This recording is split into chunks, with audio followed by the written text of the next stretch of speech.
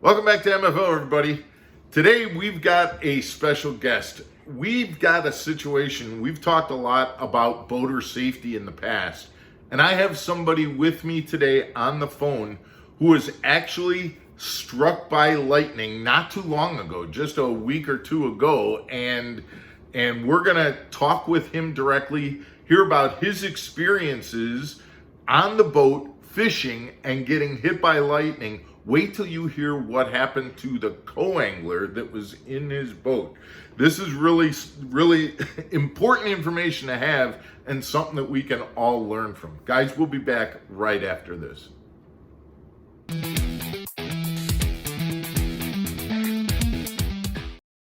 Welcome back to Mark Fisher Outdoors, everybody. I'm Mark Fisher. Today, I'm joined by Patrick Andres. TJ, right? We go by TJ? Yep, definitely go by TJ. TJ, how are you? Thanks for joining us today. I'm doing well. Thank you so much for having me. I'm really excited to be on the show. Well, we appreciate it, and hopefully we're going to learn a few things from you. You had an experience. I know you were on Lake Delavan. How long ago was this that this happened? So this was actually just last Saturday. It's just about a little less than a week ago now. It's going to be a week ago tomorrow, and it was supposed to be any other random Saturday where we have a fishing tournament. Who was the tournament with? It was with Cast Nation. So they're a Wisconsin bass club. They usually do a weekend on Lake Delavan and the next day on Lake Geneva once a year, and they have a great turnout. It's definitely a great organization, and we have the English Choice Tournament this Saturday, and so we were using that weekend to do some fun fishing and practice. Gotcha. And so you were on Lake Delavan. Why don't you tell us about what happened?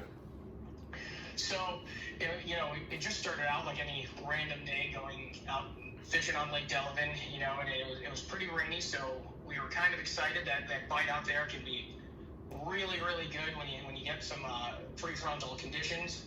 And my partner Chris and I, or my co-angler Chris and I, we're pretty much just having an average day out there for most of the day. And the storm started to come in, and the fish really started biting, and we just really wanted to stay out there because we started catching some real good ones, and we were trying to upgrade our bag. Yeah. So you got, on one hand, you got the fact that the bite's really turning on because of the weather and the front and everything, and then on the other hand, you got lightning going off in the distance. Is that accurate, or? Yeah, that's 100% accurate. You could definitely hear that the storm was out there, and there was some lightning in the distance, and you'd see the flash, and the amount of time between the flash and the thunder was 15 to 20 seconds, maybe more most of the time, and we didn't really think anything of it at the time. You mentioned earlier that you've kind of experienced some warning signs in the past. Yeah, definitely. So, at least in the past, usually when there's lightning coming in, there's an indicator of some sort that it's getting closer. I was out on Green Lake, and all of a sudden I was fishing, and the line started floating upwards. And I had heard about this happening. I'd never experienced it before, but as we were fishing, the line, instead of the belly being down towards the water, the line had the exact same or very similar trajectory, but it was going up towards the sky. So at that point, I knew that something was coming in, and the storm was really kind of getting close, or the probability of getting hit by lightning was much higher. So, we decided to hightail it out of there. It wasn't just the wind blowing the line. Yeah. That's interesting, because I've never personally experienced the line floating up. But I will tell you, I was out on Green Lake, and I think I've told this story. I was much, much younger and had never been out in a situation like that before. And I'm sitting there fishing, and I got my rod tip up, and there was what I thought a bee was buzzing around my head. And so I'd stop fishing and try to, wave this bee around, and it was like it disappeared.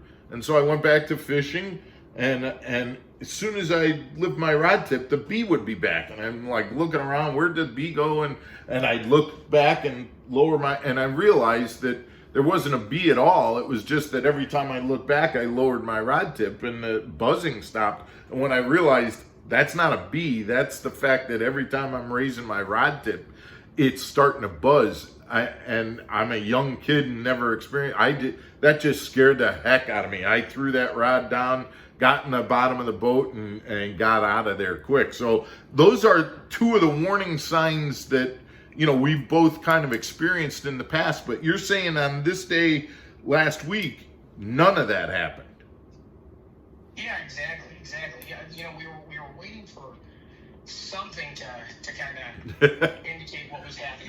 Nothing happened. Like there was no rod tip buzzing or line floating, or as we were speaking about before, like even like little arcs coming off the back of the rod. That happens sometimes when it's in the distance, and that the possibility is getting higher. We'd seen a friend of ours out in Sturgeon Bay. There were actually like little arcs coming off of his rod, and immediately at that point, we ended up hightailing it out of there. Right, but that didn't happen. So the only thing that you mentioned was that, like you said, the lightning would show itself in the sky, and you'd kind of be counting and going, oh, well, that was like 3 seconds away, and then all of a sudden it was getting closer and closer, it seemed like. Yeah, the lightning was initially like at least, 15, 20, sometimes 30 seconds away. And then, oh, wow. Yeah, but then all of a sudden, a little bit before the main strike happened, the next one was like probably about 5 seconds away, and then, all of a sudden we're like, wow, that came in quickly, not fully realizing what was going on, and then when the big strike that hit close to us happened, it basically kind of came in out of nowhere, and it really just shows you how much power those storms had and how quickly everything so changed. Tell us, what was it like? What happened? It was really an odd sensation. I can honestly say I've never experienced anything like that before, and it was definitely something. Really, like to this day, and I know it's only a week away. I really am surprised about how everything happened, but all of a sudden we were fishing, and we were catching them pretty good. The bite kind of slowed down a little bit, and then the next thing I know, we just saw this giant flash, and on the top of my head, it kind of semi in my face, but more so on my hands and the top of my head, I just felt this intense pressure. It's like something just hit you, and like I knew immediately it had something to do with the lightning, but that first moment of panic, I dropped the rod, and I'm looking around wondering if I'm hurt, and I remember it was like somebody with their hand, like with a really big hand, hit me on top of the head pretty hard, where I could really feel the button on my cap almost like pressed down in the top of my skull. Not to the point where it drew blood or broke skin, but it was just, an intense pressure. And I'm looking down, looking at my body, just making sure I'm not hurt, and, just making sure I'm not in shock, and, there isn't actually any pain there. And I look around, and then I turn around, and my co-angler is literally paddling up to the surface with his life jacket inflated. And I'm like, oh my gosh, what happened? Yeah. So he's not on the back of the boat. You're looking around, your co-angler's not on the back of the boat, and then all of a sudden he's in the water. Yeah, he literally, I didn't even, hear him fall into the water or anything. It probably happened all simultaneously with that lightning, because, the sound that came off that was intense as well. Like, right. Just, it was almost like one of those things, like if you're looking for that like shock scare, that was it. I mean, it literally just hit you in the face, and had that loud crack, and you felt that sensation in your hands and on the top of my head, and it's almost like one of those in shock, what's going on moments. Right. Chris was your co-angler, right? Your partner. Yeah. So he's in the water, and he was in the water, and he paddled up. And when he paddled up, I'm like, oh my gosh, Chris, are you okay? And he's like, I think so. And I was like, does anything hurt? And he's like, no. I'm like, did you get hit by lightning? He's like, I have no idea what happened.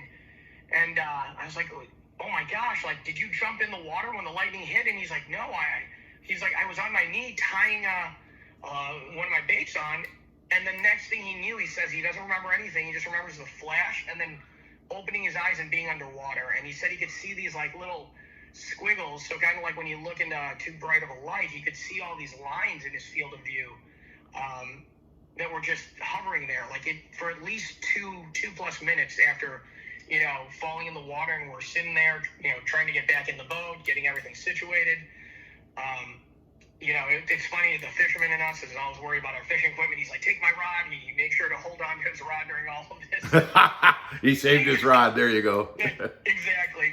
So yeah, he made sure it wasn't. It didn't turn into a really bad situation, but we were just all in shock. And giving you a little bit of info on Chris. Chris is not a small guy that you just knock over. This guy's an absolute beast. He was, on Brian Erlacher, security detail for a long time. Holy cow. Security company. He's exactly what you'd think about, or think a guy who owns a security company who's started out as a personal security guard would look like. A big dude, and in fact was not in a awkward. He wasn't standing on two. He was already on a knee, so he was low to the. I'm saying low to the ground, but low on the boat, but knocked him clear off the boat. Absolutely, yeah. To your point, it would be harder to knock him over in that position. Right. That pressure did. I don't know if that had anything to do with being, maybe his knee touching the carpet made it more grounded, which might have made the force stronger. I don't know. I was wearing some rubber shoes, I was wearing Crocs and stuff, and I wasn't actually physically touching anything directly grounded, but I did have a bait in the water and holding my rod, so I don't know. But he was that whatever hit that lightning had enough force behind it, as we all know, that it literally was capable of just pushing him in the water. Wow. And yeah, I can't help but think, and again, I'm not a scientist, I'm not a meteorologist, but you've told me this story twice now, and you mentioned that it was the top button on your head, and we all know those buttons are metal, and so I'm wondering if that has, if there was some kind of electricity being, passed through that metal in the cap. If you look at a baseball cap, there's only one part of that baseball cap that's metal, and it's that button on the top of it. I have no idea whether that has anything to do with it, but interesting too, where you're talking about this big guy who is, like you said, in a more stable position, being on his knees or at least one knee on the ground, and knocked him clean into the water. So what happened then? You got him back in the boat. Yeah. I grabbed his rod as he asked me to get the rod. Because you got to save the rod first, right? Yep. Yeah. Then he took his shoes off, he knew exactly what to do, and as we kind of gained our composure, he just grabbed the side of the boat, and we worked our way to the ladder on the back of the boat, and he climbed right back in, and we sat there for a little while, and there was an oh crap, what just happened moment where we really tried to figure out what happened, and are we sure we're not hurt? And I'm sure you were both in shock. No pun intended, but in real shock. Absolutely, yeah. We were definitely in shock, both physically and mentally. Yeah. TJ, what I got to ask, and I appreciate you sharing this story. I did hear, though, that what happened to you two wasn't the only, what do you want to call it, side effect. You also had your boat experience some electrical issues after that as well? Yeah, luckily none of my graphs were affected, because we all know how much all that stuff costs nowadays to get your boat all rigged up. But my control panel on the helm is an electronic touchscreen, and that, I don't know if it shorted out. I don't know what the electrical specific issue was, but immediately after that, the controls to the boat all stopped working. The live well stopped working, and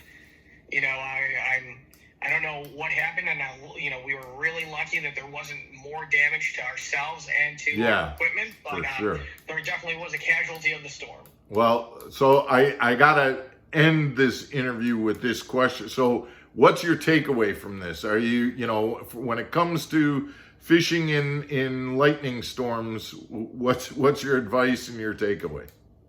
I think I've learned that I definitely don't know as much about lightning as I think I know, and I truly feel now, especially after a little bit of reflection over time, that I really need to be more aware and respectful to the power of what it can do and how quickly it can change.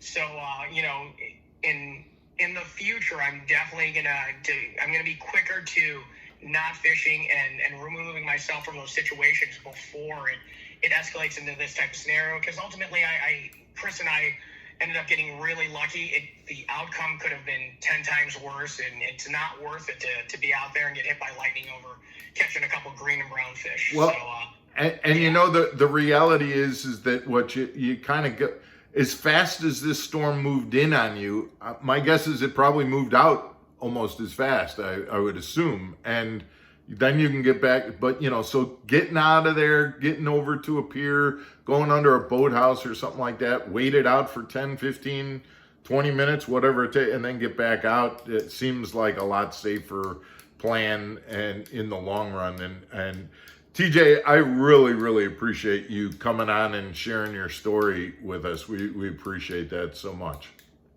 No worries. Thank you so much for having me. I had a great time. Hopefully we can get out there, do some fishing, and meet up soon. Absolutely, for sure.